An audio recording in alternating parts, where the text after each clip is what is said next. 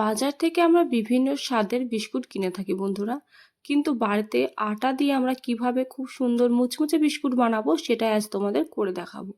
তো চলো রেসিপিটা ঝটপট দেখে নাও। তো আমি এখানে বিস্কুটটা যেহেতু আটা দিয়ে বানাবো, তার জন্য এখানে আমি 1 বাটি আটা নিয়ে নিয়েছি। যে আটা দিয়ে আমরা বাড়িতে রুটি বানাই বন্ধুরা, ঠিক সেই আটা। তো 1 বাটি আটা আমি নিয়ে নিয়েছি। এবার আমি এখানে একটা বড় বাটি নিয়ে নিলাম, এর মধ্যে আমি দিয়ে দেব সেই আটাটা।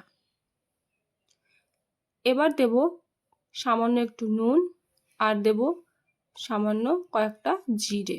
জিরে না চাইলে তোমরা এখানে এলাচের গুঁড়ো দিতে পারো। এবার সমস্ত শুকনো উপকরণ আমি খুব ভালোভাবে মিশিয়ে নেব। ভিডিওটা প্রথম থেকে শেষ পর্যন্ত দেখার অনুরোধ রইল বন্ধুরা, স্কিপ করো না, তাহলে কিন্তু বুঝতে পারবে না, ফলে বিস্কুটটাও কিন্তু ভালোভাবে তৈরি করা যাবে না। এরপর আমি এখানে দিয়ে দিলাম 2 চামচ মতো সাদা তেল। সাদা তেলটা আমরা ময়ানোর জন্য দিচ্ছি বন্ধুরা। সাদা তেলটা খুব ভালোভাবে আটার সাথে মিশিয়ে নিতে হবে, তবেই কিন্তু আমাদের এই বিস্কুটটা মুচমুচে হবে। তো যদি দেখো তোমাদের এরকম মুঠো বাঁধার পর সুন্দরভাবে মুঠো বেঁধে যাচ্ছে, সেক্ষেত্রে বুঝবে যে তোমাদের আটাটাই খুব ভালোভাবে তেল দেওয়া হয়েছে, আর সেটা না হলে আর একটু তেল ব্যবহার করতে পারো। তো এখানে আমি একটা বাটিতে দিয়ে দেবো 5 চামচ চিনি আর 5 চামচ জল। তো চিনি আর জলটা আমি কি করব, খুব ভালোভাবে একসাথে মিশিয়ে নেব। শুধু একটু নেড়ে নেব বন্ধুরা, চিনিটা কিন্তু একদমই গলাবো না আমরা। চিনিটা গোটা গোটা থাকবে, যার ফলে যখন আমরা বিস্কুটটা বানাবো বিস্কুটের উপর চিনিটা ভেসে ভেসে থাকবে, ফলে বিস্কুটটা দেখতেও খুব ভালো লাগবে আর খেতেও ভালো লাগবে। তো দেখো আমি তোমাদের দেখাচ্ছি, চিনিগুলো দেখো আমার গোটা গোটাই আছে, শুধু আমি একটু নেড়ে নিলাম। এবার ওই আটার মধ্যে আমি চিনি আর এই চিনি গোলা জলটা দিয়ে দেব। দেওয়ার পর খুব ভালোভাবে আবার হাত দিয়ে এটাকে আমি মেখে নেব। ডোটা কিন্তু একদমই নরম করা যাবে না বন্ধুরা, ডোটা আমাদের একটু টাইট ডো হবে। তো দেখো, যদি তোমাদের মনে হয় খুবই শুকনো, সেক্ষেত্রে তোমরা আরও 2 চামচ জল দিয়ে দিতে পারো। তো আমার ক্ষেত্রে দেখো একটু জলটা কম কম মনে হচ্ছে, মানে আটার উপর নির্ভর করে, কোনো আটা হয়তো জল একটু কম টানে, কোনো একটু বেশি টানে, ওই জন্য আমার একটু 2 চামচ মতো আরও জল লাগলো। তো আমার মোট 7 চামচ মতন জল লেগেছে এটা মাখতে। আর তোমরা দেখে বুঝতে পারছো ডোটা কেমন হয়েছে, ঠিক এরকমই একটা টাইট ডো আমাদের বানিয়ে নিতে হবে। আমার ভিডিওটা তোমাদের যদি একটু ভালো লেগে থাকে তাহলে অবশ্যই একটা লাইক করে দিও, আর চ্যানেলটা সাবস্ক্রাইব করে রেখো এরকম ধরনের আরও ভিডিও দেখার জন্য।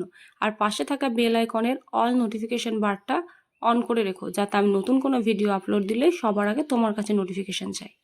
তো এরপর দেখো ডোটাকে আমি 2টো টুকরো করে নিলাম ছুরির সাহায্যে। এবার 2টো টুকরোকে আমি গোল গোল করে নিচ্ছি। এবার এখান থেকে একটাকে আমি রেখে দেব, আর একটাকে আমি রুটি বেলার চাকতার উপর ভালো করে গোল করে নেব। এবার উপর থেকে আমি একটু সামান্য শুকনো আটা দিয়ে দেব, তারপর এটা রুটি বেলার মতন করে বেলে নেব। তো চলো দেখে নাও তোমরা। সমান হয় যেন চারিদিকে রুটিটা বেলা, সেটা আমাদের খেয়াল রাখতে হবে, নাহলে কোনো দিকে মোটা কোনো দিকে পাতলা হয়ে যাবে। তো দেখো তোমরা বুঝতেই পারছো কতটা হয়েছে, এটা রুটির মতো অত পাতলা হয়নি, একটু মোটা করে আমি বেলে নিয়েছি। এবার ছুরির সাহায্যে আমি রুটির ধারগুলো কেটে ফেলে দেব, আমাদের তবেই শেপটা ভালো হবে। এবার আমি এগুলোকে সরু সরু করে কেটে নিচ্ছি। তো আমাদের চেষ্টা করতে হবে সবগুলো যেন একই মাপের হয়। দেখো এক্সট্রা যেগুলো, সেগুলোকে আমি কেটে বাদ দিয়ে দিচ্ছি। এবার আমি 4 কোণা 4 কোণা টুকরো করে ছোট্ট ছোট্ট করে কেটে নিচ্ছি। তোমরা তোমাদের ইচ্ছা মতো যে কোনো শেপ দিতে পারো বা যে কোনো সাইজ দিতে পারো। এক্সট্রা যেগুলো সেগুলো আমি রেখে দিচ্ছি, পরে আবার যে আমাদের ডো আছে তার সাথে বেলে আমরা সেটাকে আবার ব্যবহার করব। তো এবার দেখো আমি ছুরির পিছন দিয়ে হালকা হালকা করে চাপ দিয়ে দিচ্ছি বিস্কুটের ডিজাইন করার জন্য। আর দেখো ডিজাইনটা দেখতে কত সুন্দর হয়েছে। তো দেখো আমি এখানে সমস্ত বিস্কুটগুলো বেলে নিয়েছি, আর দেখে কত সুন্দর হয়েছে। এবার আমরা কি করব, এগুলোকে ভেজে নেব। তার জন্য দেখো কড়াইতে আমি দিয়ে দিচ্ছি সাদা তেল। তবে হ্যাঁ, এটা ভাজতে কিন্তু খুব বেশি তেল লাগে না, অল্প তেলে বিস্কুটগুলো ভাজা হয়ে যাবে। তেলটা যখন হালকা একটু গরম হবে, তখন আমি এর মধ্যে একে একে বিস্কুটগুলো ছেড়ে দেব। দেখতে পাচ্ছ তোমরা আমার তেলটা খুব বেশি গরমও নেই, আবার একদম ঠান্ডাও নেই। বিস্কুটগুলো ছাড়ার পর হালকা হালকা বুদবুদ করছে। তো তোমাদেরকেও এরকম পর্যায়ে তেলের মধ্যে বিস্কুটগুলো ছাড়তে হবে, আর খুবই হালকা আছে আস্তে আস্তে বিস্কুটগুলোকে ভেজে নিতে হবে। আর এই বিস্কুটগুলো কিন্তু বন্ধুরা অনবরত নাড়তে হবে, নইলে কিন্তু একটা সাইড পুড়ে যেতে পারে। তো অনবরত উল্টে পাল্টে এগুলোকে আমাদের ভেজে নিতে হবে। কিছু কিছু বিস্কুট তো দেখো উনানে গিয়ে গরম তেলে পড়ে কিন্তু ফুলেও উঠেছে, তোমরা হয়তো দেখে বুঝতে পারছো। তো এইভাবে উল্টে পাল্টে দেখো আমি খুব সুন্দর করে ভেজে নিয়েছি, আর রংটাও দেখো কত সুন্দর এসেছে। তো তোমরাও এইভাবে ভেজে নেবে। তো আমার এগুলো ভাজা হয়ে গেল, আমি এগুলো তুলে নেব এবার। একবারে আমি 8টা বিস্কুট ভেজে নিলাম।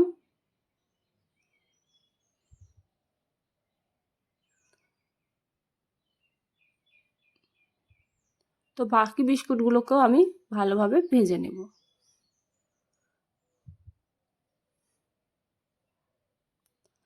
তো দেখো বন্ধুরা আমাদের বিস্কুট বানানো কমপ্লিট, আর দেখো রংটা কত সুন্দর এসেছে। আর এটা কিন্তু বন্ধুরা দেখো আমি তোমাদেরকে ভেঙেও দেখাবো কতটা খাস্তা, কতটা মুচমুচে হয়েছে, দেখতেই পাচ্ছ তোমরা। এটা গরম যখন তুলবে তখন হয়তো একটু নরম মনে হতে পারে, কিন্তু যখন আস্তে আস্তে তাতটা বিস্কুটের গায়ে বসবে তখন কিন্তু বিস্কুটগুলো একদম পারফেক্ট হয়ে যাবে, ভিতর থেকেও একদম মুচমুচে হয়ে যাবে। তো আটার সাথে মাত্র কয়েকটা উপকরণ মিশিয়ে আমরা খুব সহজেই বানিয়ে নিতে পারি এরকম আটার খাস্তা বিস্কুট। তো আমার ভিডিওটা তোমাদের কেমন লাগলো অবশ্যই কমেন্টে জানিও, আর বাড়িতে ট্রাই করো, বন্ধুদের সাথেও শেয়ার করো ভিডিওটা। তো আবার দেখা হবে নেক্সট ভিডিওয়ে, ততক্ষণ সবাই ভালো থেকো, সুস্থ থেকো, বাই।